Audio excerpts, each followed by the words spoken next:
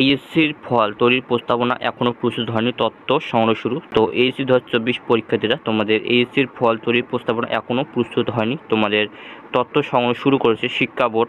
এদিকে আবার তোমাদের ঢাকাপোস্ট.com নিউজ প্রকাশ করেছে যে তোমাদের এইচএসসির ফল তৈরিতে সাবজেক্ট ম্যাপিং শুরু। তো তোমাদের এইচএসসির ফল তৈরির সাবজেক্ট ম্যাপিং শুরু হয়েছে কিনা, তো অবশ্যই তোমরা ভিডিও শেষ পর্যন্ত দেখার চেষ্টা করবা।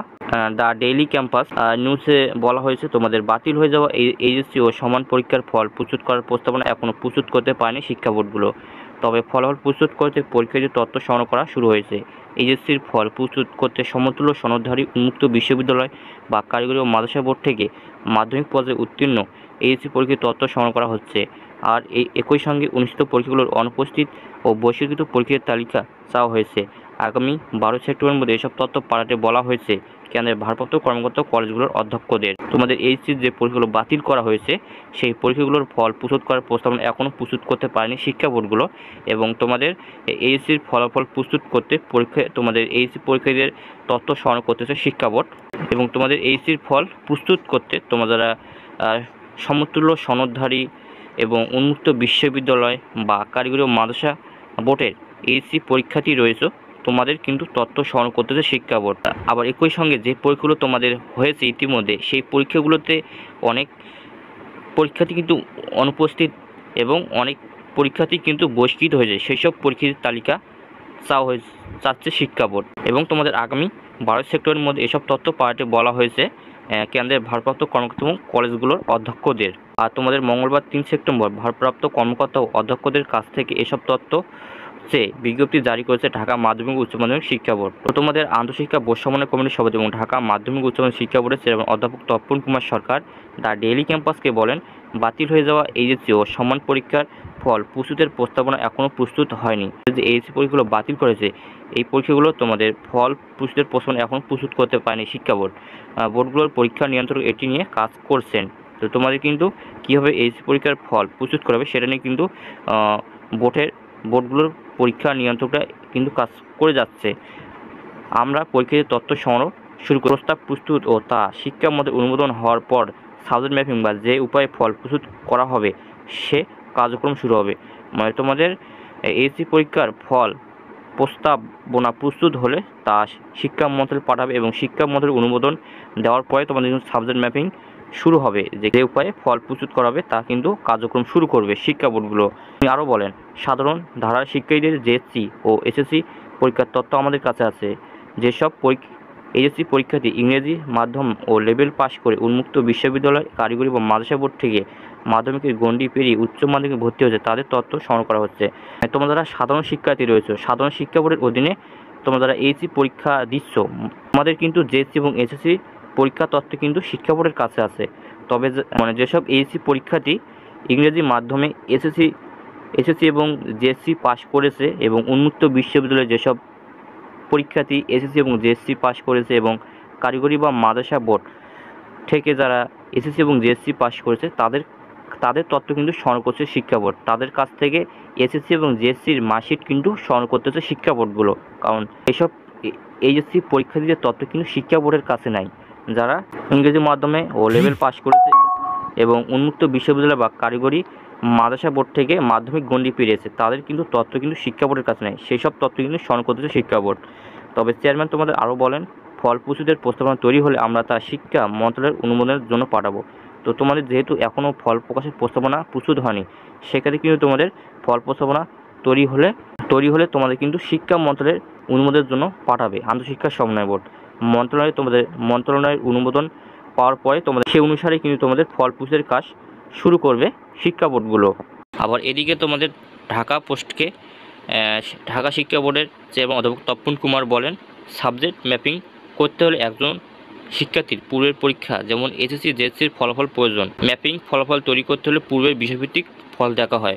এখানে ঢাকা শিক্ষা বোর্ডের চেয়ারম্যান অধ্যাপক তপন কুমার সরকার বলেছেন যে তোমাদের সাবজেক্ট ম্যাপিং করতে হলে একজন শিক্ষার্থীর পূর্বের পরীক্ষা যেমন হচ্ছে এসএসসি জেএসসির ফলাফল কিন্তু দেখতে হয় সাবজেক্ট ম্যাপিং করার ক্ষেত্রে। এক্ষেত্রে তোমাদের সাবজেক্ট ম্যাপিং ফলাফল তৈরি করতে হলে এসএসসি জেএসসির তোমাদের যে বিষয়ভিত্তিক ফলগুলো দেখা হয়। এইচএসসি পরীক্ষার্থীরা তোমাদের শিক্ষা বোর্ড থেকে যে তথ্য চাওয়া হয়েছে সেই তথ্যগুলো তোমরা কিন্তু কলেজে জমা দেবো। কলেজ থেকে তোমাদের কেন্দ্রের ভারপ্রাপ্ত কর্মকর্তার কাছে পাঠাবে এবং ভারপ্রাপ্ত কর্মকর্তা তোমাদের কিন্তু শিক্ষা বোর্ড পাঠিয়ে দেবে।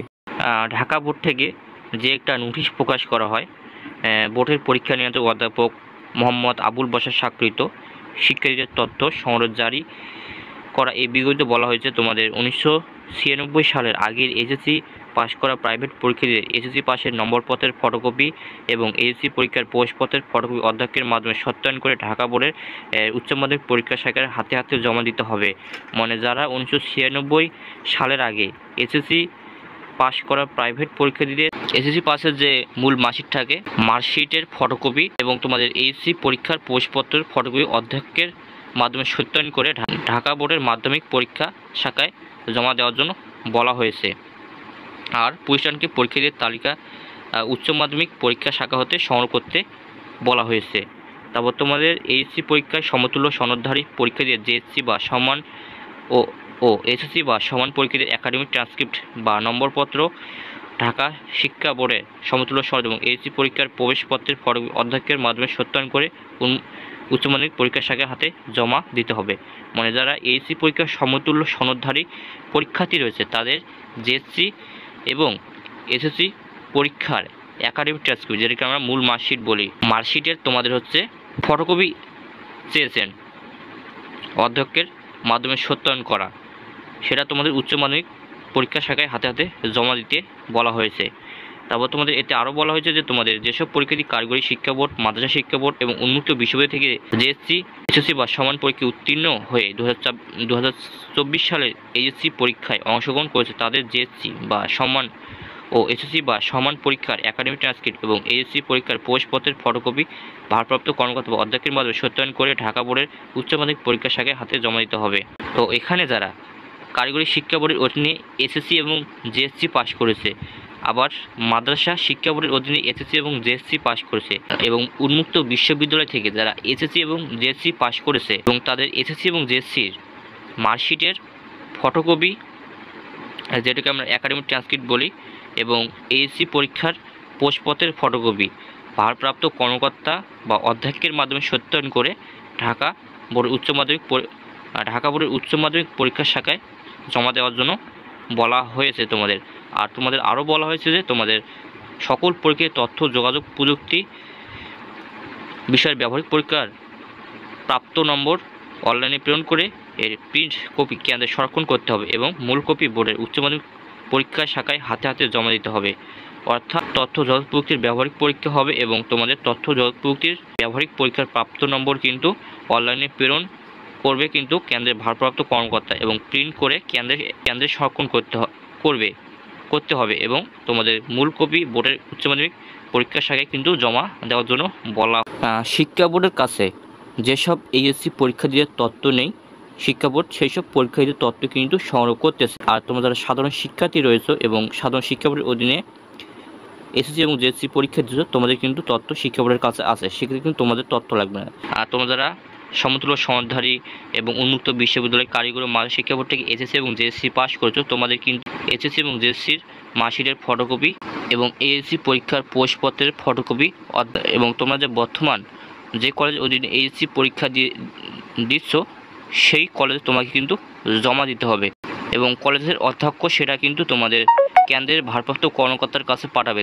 তোমাদের এসএসসি জেএসসির এর ফটোকপি এবং তোমাদের হচ্ছে এইচএসসি পরীক্ষার প্রবেশপত্রের অধ্যক্ষের এর মাধ্যমে সত্যায়ন করে কিন্তু কেন্দ্রের ভারপ্রাপ্ত কর্মকর্তার কাছে পাঠাবে এবং ভারপ্রাপ্ত কর্মকর্তা আগামী 12 সেপ্টেম্বরের মধ্যে কিন্তু শিক্ষা বোর্ডে কিন্তু পাঠিয়ে দিবে।